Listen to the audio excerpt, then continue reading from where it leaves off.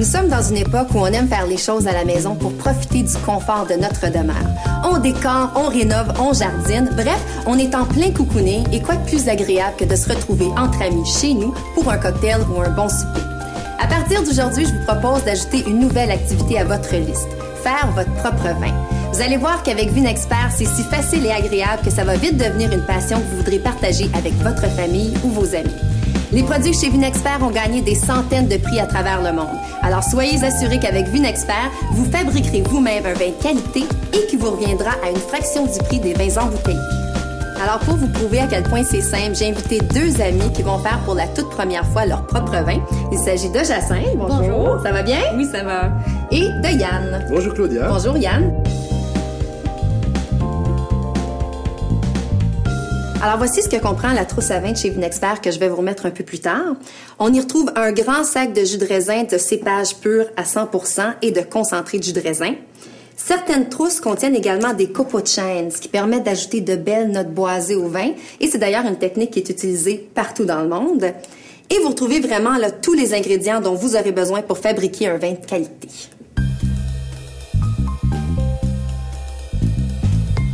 Vous pouvez vous procurer exactement la même trousse en vous rendant chez votre marchand Vinexpert. Est-ce que ça prend beaucoup de matériel? Mais en fait, on a besoin de quelques accessoires, mais le plus important, c'est l'hydromètre. Ça nous permet de mesurer la densité de liquide durant les différentes étapes de la fermentation. Oui, mais Claudia, où est-ce qu'on peut se procurer tout ça? En se rendant chez Vinexpert, on peut trouver tout ça pour une cinquantaine de dollars et en plus, c'est réutilisable. Je sais, ça a l'air bien scientifique tout ça, mais vous allez voir qu'avec Vinexpert, faire son propre vin, c'est un vrai jeu d'enfant. Saviez-vous qu'un arbre liège peut vivre au-delà de 200 ans et peut être récolté à chaque décade?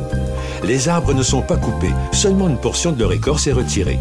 Les bouchons de liège produits avec cette écorce sont une des rares formes de produits d'emballage qui soient 100% recyclables en produits dérivés et entièrement respectueux de l'environnement.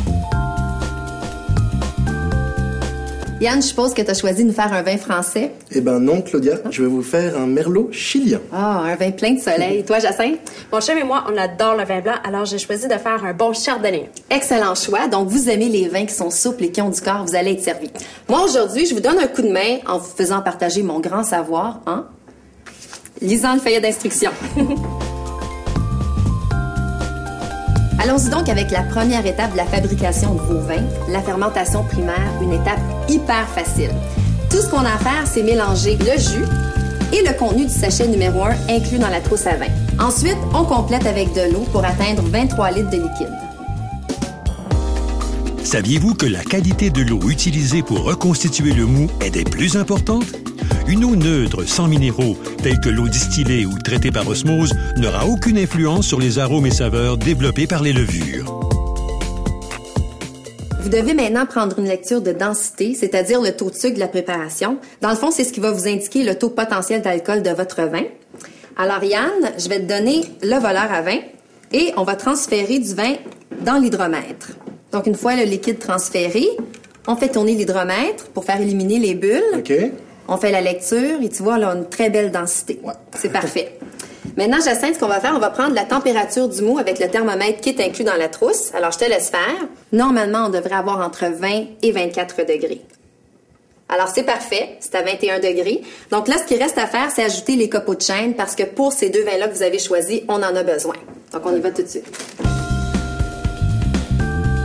Et là, c'est important de brasser vigoureusement le mou avant d'ajouter les levures. Donc, allez-y, brassez-nous ça. OK. Parfait.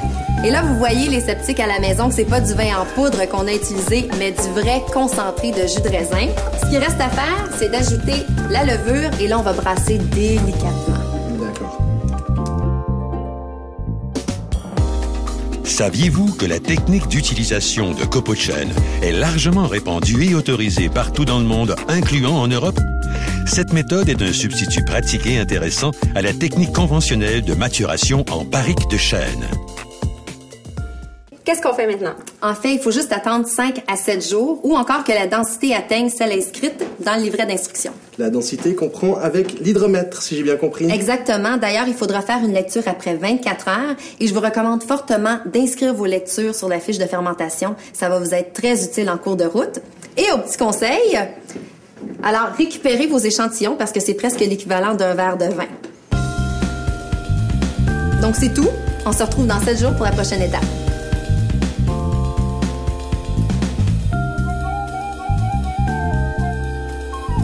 Nous revoici donc 7 jours plus tard. La première fermentation de votre vin a eu lieu. Prochaine étape, la fermentation secondaire. On va vérifier la densité ou, si vous préférez, le taux de sucre qui n'a pas encore été transformé en alcool pour voir s'il est correct. Avec l'hydromètre, si je me rappelle bien. Effectivement, quel bon élève tu es, Yann. Avec l'hydromètre, oui. Mais Claudia, je me rappelle déjà plus c'est quoi la lecture que je dois obtenir sur l'hydromètre. Ah, mais inquiète-toi pas avec ça, Jacinthe. Pas besoin de rien retenir par cœur. Dans le fond, tout ce que tu dois savoir est dans le feuillet d'instruction. Ah, parfait. Ensuite, on transfère le mou dans une tourie propre et stérile et on laisse reposer le tout 10 à 12 jours. Wow, c'est vraiment rapide. Oui, Et ça sent déjà bon le vin. ça, mon Yann, c'est bon signe. Alors, santé! Santé! Santé les amis. Saviez-vous que les forêts de chêne-liège sont essentielles au maintien des fragiles écosystèmes de la Méditerranée? Ces forêts influencent le climat, la santé du sol, l'habitat sauvage, l'absorption du gaz carbonique et aident à modérer les tendances au réchauffement global dans certaines régions. Déjà 10 jours d'écoulés, la fermentation de votre vin est officiellement terminée. On est rendu à la 3e et avant-dernière étape, c'est-à-dire celle de la stabilisation et de la clarification de votre vin, parce que maintenant, on peut vraiment parler de vin, de vrai vin. C'est vrai que ça sent beaucoup plus le vin que l'autre jour. Oui. Puis maintenant, Claudia, qu'est-ce qu'on fait? Bien, après avoir revérifié la densité, on a juste à ajouter les 2 derniers sachets inclus dans votre trousse, donc les sachets numéro 2 et numéro 3, qui contiennent les mêmes composantes que les vins commerciaux. Donc, on va faire dissoudre les mélanges numéro 2 et 3 dans l'eau. Voilà.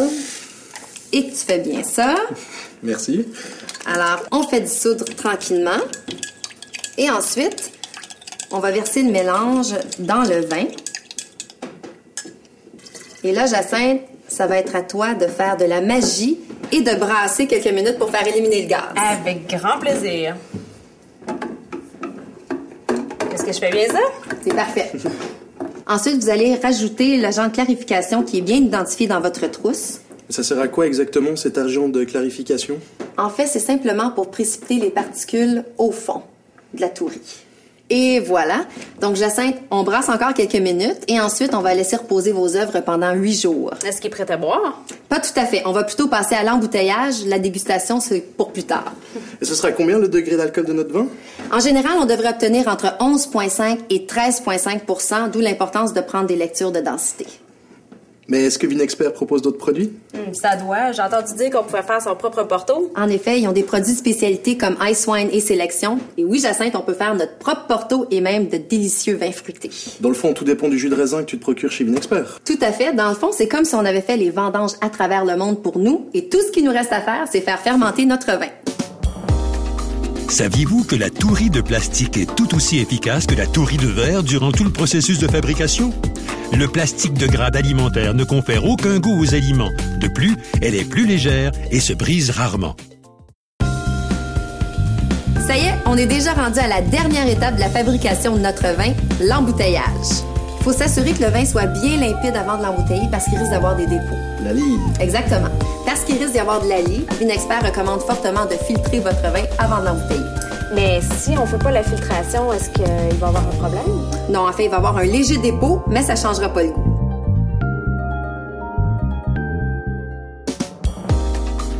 Saviez-vous que plus de 13 milliards de bouchons de liège naturels sont produits dans le monde pour l'industrie du vin à chaque année? Contrairement aux bouchons synthétiques à base de produits de pétrole, les bouchons de liège sont 100% naturels, biodégradables et renouvelables en produits dérivés. Maintenant, tout ce qu'il nous reste à faire, c'est embouteiller votre tout premier vin. Donc, voici des bouteilles dont vous aurez besoin. Qu'on trouve chez Vinexpert? Oui, des bouteilles, des bouchons, de l'équipement. On peut trouver de tout. En fait, moi, je peux passer des heures à magasiner chez Vinexpert. Donc, êtes-vous prêts? Oui! C'est parti! Parfait. Donc, pendant que vous embouteillez, moi, je vais mettre les bouchons sur les bouteilles. Parfait!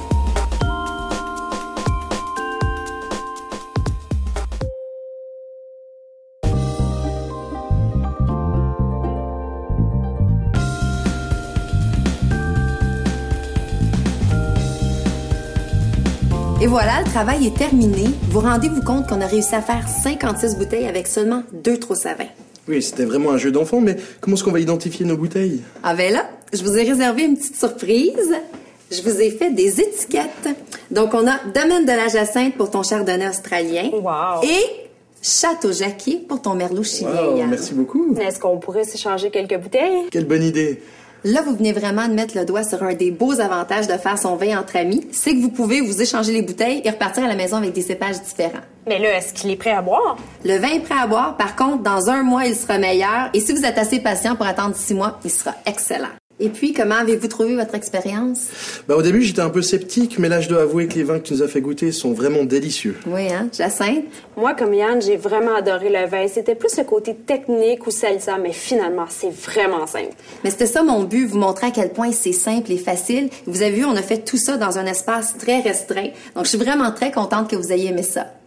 Alors, c'est tout pour nous. Merci d'avoir été là, mais surtout, bonne dégustation. Santé! Santé! Santé les amis! Saviez-vous que nous avons tendance à boire les vins blancs trop froids et les vins rouges trop chauds?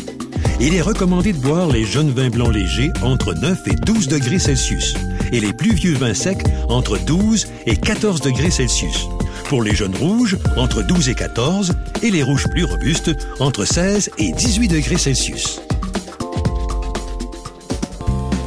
Saviez-vous que le liège recyclé peut être transformé en plusieurs matériaux de construction, d'artisanat et d'équipements sportifs?